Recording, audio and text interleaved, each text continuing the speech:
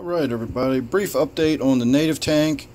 I was just down here doing a little bit of work in the other room, and I looked in and noticed that the Mayan cichlid was in the back of the tank and it was pecking at something. And I have also noticed a lot of activity between these two shiners, the two golden shiners, that is, these two fairly large ones. Now I had 3 of them in there and they were all swimming around just fine. Now suddenly I'm only seeing 2, and they're chasing and darting and so on and so forth. So when I looked a little closer, I saw that that Mayan cichlid back there is actually working on the remains of a fish. So are some of the other fish that are in there trying to get a little piece of the action. I'm guessing that is the remains of that golden shiner. How it died, what got it, I have no idea. If I had to put money on something, I would guess that a crayfish got it and possibly wounded it or injured it, and then that Mayan cichlid's aggressive nature took over, or some combination of the two. So that Mayan cichlid is definitely becoming more and more aggressive. I shot a video the other day that actually I wound up catching some really intensive aggression from a sunfish that I had in this tank.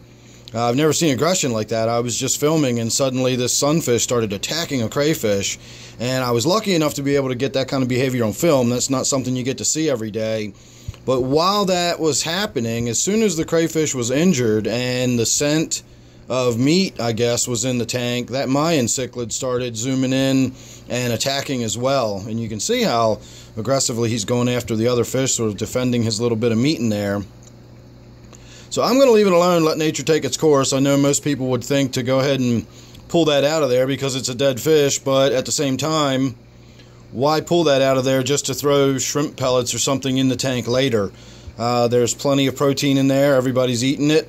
I don't see any issue. So we're going to leave that in there, and everybody's going to work on that, and probably by this evening there will be nothing left of that remains of that fish. Again, I'm assuming it is the 3rd golden shiner because I don't see any more besides those 2. I'm considering going back down to the bait shop where I got them and buying some more. I got them last fall just because I needed something to put in the tank. It was a little late in the season to go out fishing, and so I thought, well, you know, shiners, they're local fish. They're you know, native to this area. Just because I didn't catch them in a local stream doesn't mean they're not native to this region. So I bought bait fish at a bait and tackle shop, and I started with 18, and eventually I wound up with 12, and it was really cool. I really enjoyed my school of shiners in there, and then I made the mistake of putting some green sunfish in the tank, and green sunfish are super aggressive and have gigantic mouths, and they were actually eating these golden shiners, believe it or not. They were choking them down, but they were doing it, and the result is I was left with 3 of them, and now it looks like I'm down to 2.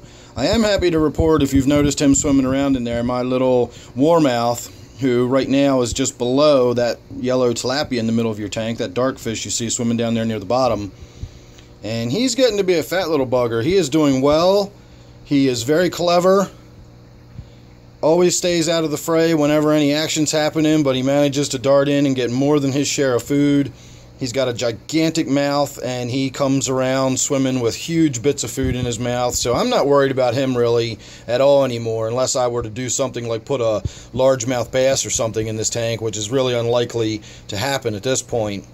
So I just wanted to do that update. One of my shiners has been devoured. Not really sure what happened to it or how it wound up being killed, but now that it is dead, it's being, you know, worked on by pretty much most of the inhabitants of the tank. So I'm going to leave it at that and call it good. So thanks for watching this one. I hope you enjoyed it. Make sure you're subscribed. That way you won't miss anything else I got coming up. You never know what you're going to get with me. It's always a little bit of this, that, or the other thing.